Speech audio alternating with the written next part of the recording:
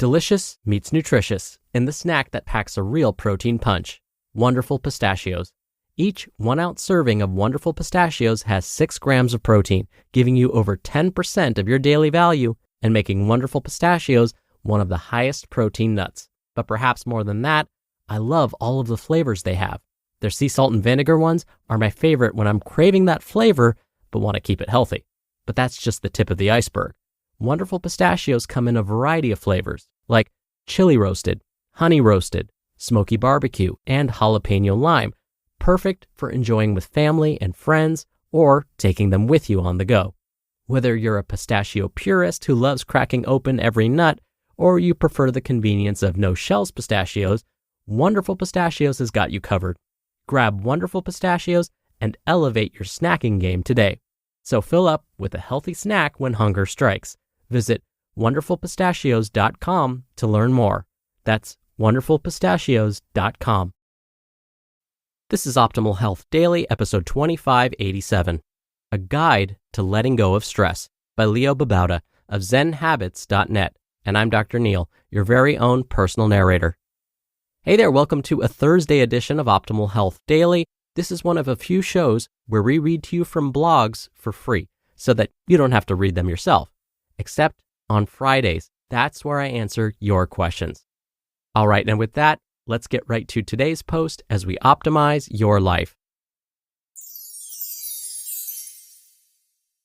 A Guide to Letting Go of Stress by Leo Babauta of zenhabits.net. We all deal with stress on a daily basis, whether it's the stress of being busy and overwhelmed at work, having to deal with personal crises, traffic, relationships, health, finances. Stress can be a big part of our lives, and stress has some strong effects. It makes us less happy, less effective, less open-hearted in our relationships. It tires us out, makes us less healthy, and can even create mental health issues if it rises to levels of anxiety. So let's look at how to let go of stress whenever we notice it. What you're struggling with. Why do we get stressed out, feel anxiety, or feel overwhelmed? Because we want the world to be calm, orderly, comfortable, and the world isn't going to go along with those wishes. Things are out of control, not orderly, not simple, full of interruptions and unplanned events, health problems and accidents, and things never go as we planned or imagined. But this is the way the world is.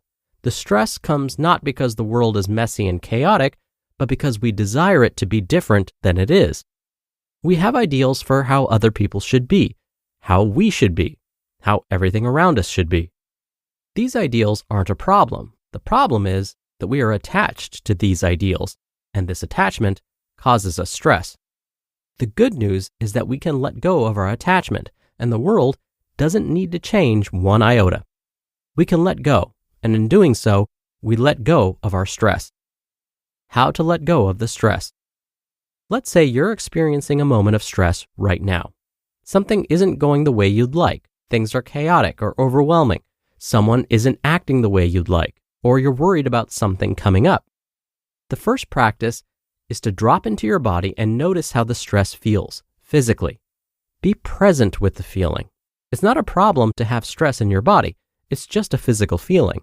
You can observe the physical sensation and just be with it.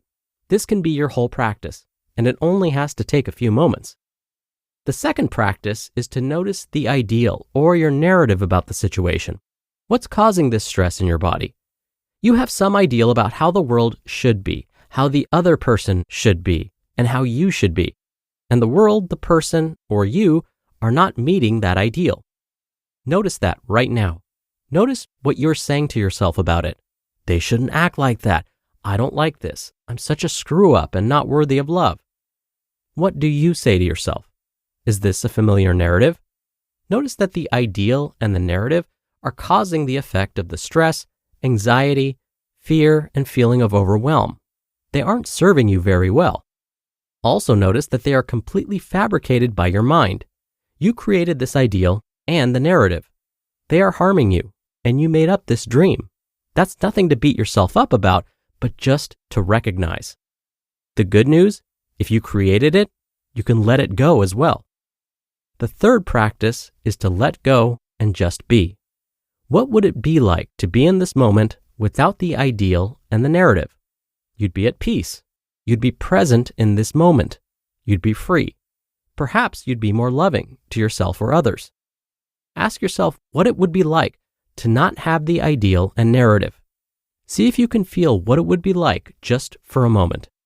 In that moment, you are free. You can relax, open your mind beyond your self-concern, and just be. This is a state of openness that you can drop into at any moment. Just notice the sensations of this moment, the sensations of your body, of your surroundings. Notice the other people in your life and their beautiful hearts. Notice how amazing it is to be alive right now. What a gift it is to have sight, hearing, taste, and a body. What a privilege, what a joy. You don't have to be grateful and joyous in every moment, but this freedom of dropping ideal and narrative and being at peace, it's always available. Even in moments of chaos, you can be free and even appreciate the beauty of the chaos. You just listened to the post titled, A Guide to Letting Go of Stress by Leo Babauta of zenhabits.net, and I'll be right back with my commentary. When you're hiring, it feels amazing to finally close out a job search. But what if you could get rid of the search and just match? You can with Indeed. Indeed is your matching and hiring platform with over 350 million global monthly visitors and a matching engine that helps you find quality candidates fast. Ditch the busy work. Use Indeed for scheduling, screening, and messaging. 93% of employers agree Indeed delivers the highest quality matches compared to other job sites.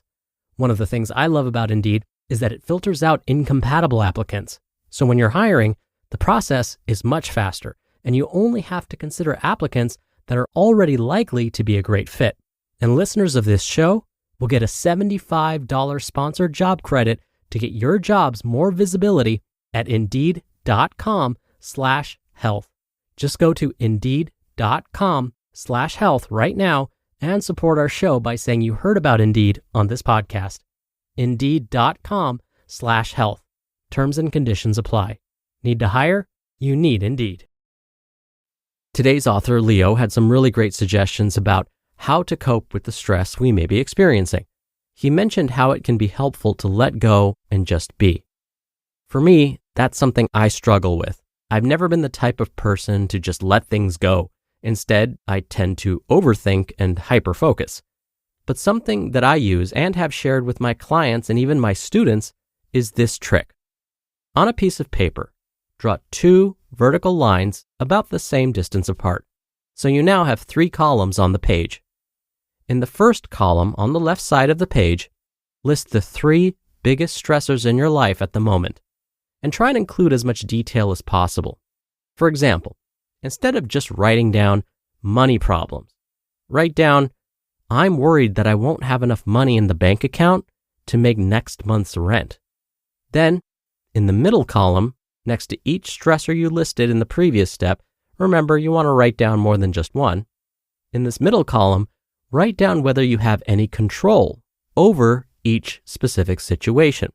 So using the last example of feeling worried about not having enough money in the bank, we would ask ourselves, is the amount of money in my bank account something that's within my control? If yes, write yes in that middle column. If no, write no. You can also write maybe if that applies. The key is to be honest with ourselves. I would say that we have control over how much money is in our bank account.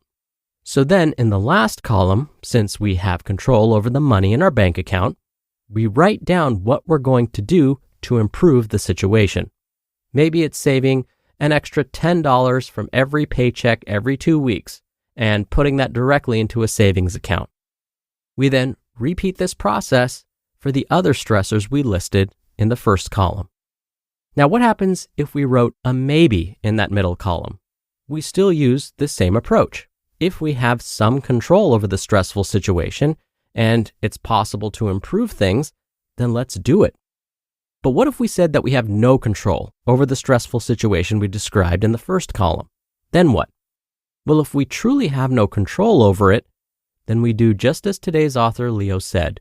We let it go and just be. Why stress over something we have no control over? Try this 3-column strategy and see how it goes.